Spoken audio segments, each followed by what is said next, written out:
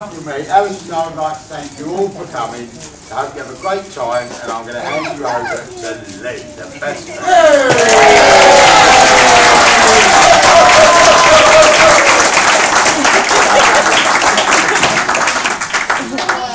Excuse me, I haven't done my part. Sit down, I'm going to announce you. If I don't do my job properly, they'll deduct me my wages. You want me to roll it? Yeah, come on then. Come on, son. Bring it out. Will you stop doing that? Ladies and gentlemen, give a hand of applause for the best man.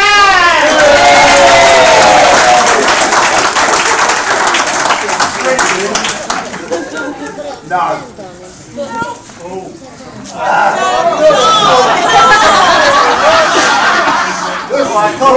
Jack. Sorry, mate. Good afternoon, ladies and gentlemen. I must admit to being rather nervous about today's speech. And as it's a family occasion, the last thing I want to do is to cause offence by talking in too much detail about John's colourful past. I therefore decided to edit out anything that might be upsetting to anyone present. So that concludes my speech.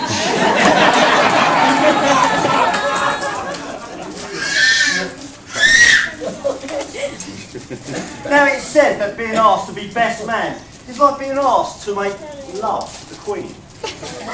Now it's a great honour, but nobody really wants to do it. What about the bride then, ladies and gentlemen? How wonderful she looks today. And John's scrubbed up quite nicely too. It's amazing what a flannel and a bar of soap can do. I will now do my best to give John the most uncomfortable 5 minutes of his life. For the record, the most uncomfortable 5 minutes of Alison's life will be coming later this evening.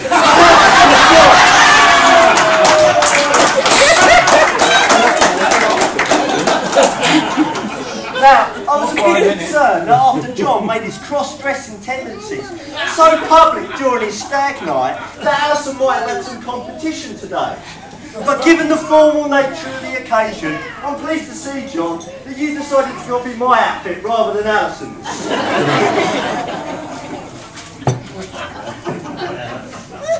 I'd like to say a few words about the gorgeous bride. You're a lovely person, Alison, and you will make an excellent partner for John, as you clearly make up for all the qualities he lacks in himself, such as tact, humour and a conscience.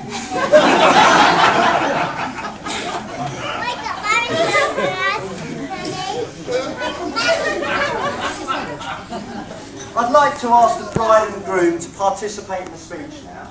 Oh, wait. Alison, if I can ask you to place your hand flat on the table. No. That's it.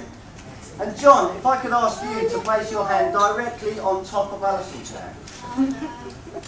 Are you enjoying that, mate? Yeah. Yeah? Make the most of it, because it's the last time you had the upper hand.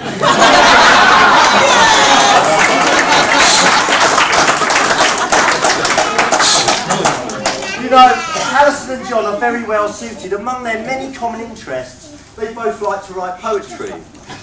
So they have each written a short poem for me to read. Now, I haven't had time to look at either of these, so please forgive me if I don't do them justice.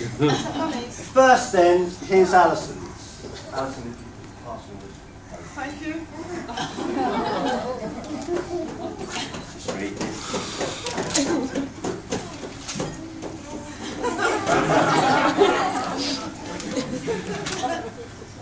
Okay. Have you ever known a love so great? No such love ever, not even from a mate. A love so wonderful, a love so true, that everything he touches becomes anew. Well, Alison, that was clearly lovely. Now I'll read John's poem. John.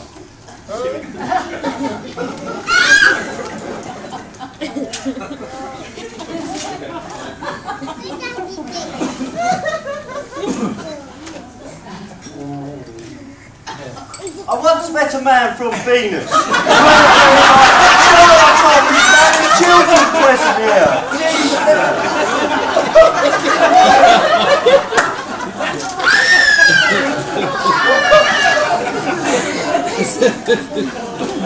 I'd like to present the newlyweds with a gift. The gift is soft, gentle, long and strong, which is what I hope their marriage will be. And it comes in a twin pack to represent the happy couple. Ryan, can you present the gift to the happy couple, please?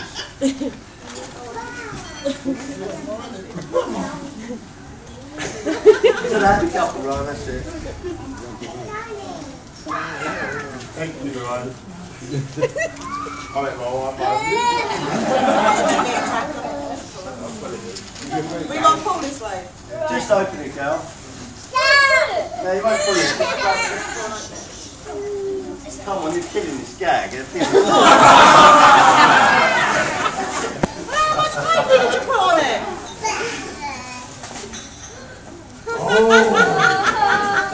You'll forget that joke, it took too long. Now, I have here a receipt from Alison's father that John's been asked to sign. It reads, received, one daughter, in perfect condition, fully guaranteed and with a lifetime warranty. Keep topped up with expensive jewellery and lubricate with vintage wine. Comes complete with optional extras. My personal favourite is cooking and cleaning. John, that's for you to sign. Well, not to be outdone by that, your grandkids have a receipt for Alison to sign. Received. One grandad, sold as seen. Under any circumstances. Will fall asleep whilst watching Formula 1. Dehydrates easily. Top up frequently with beer. Do not, under any circumstances, feed this man after midnight. Alison, that's for you. I'd just like to say, John, you're a lucky groom. You've married Alison, who's beautiful, smart, funny, warm, loving and caring. And she deserves a good husband.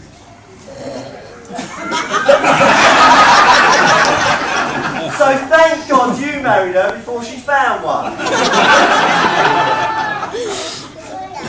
Okay, I couldn't be more honoured that my father picked me to be his best man, because growing up he always stressed the importance of being the best man I could be.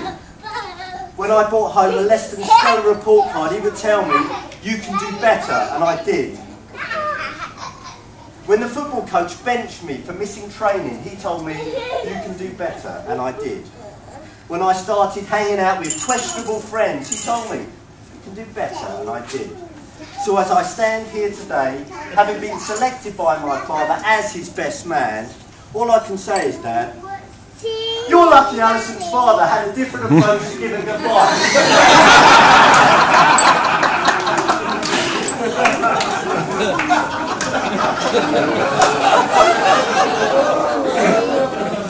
Alright, okay, so I'd just like to say thanks for being a good sport to the young man, and on a serious note now, I'd like to wish the happy couple all the very best for the future. So please, if everyone can stand up, raise your glasses and join me in one last toast to the happy couple. Ladies and gentlemen, Mr. and Mrs. Hills. Hooray! It's over, you can relax now. Thank you, Len. Hooray!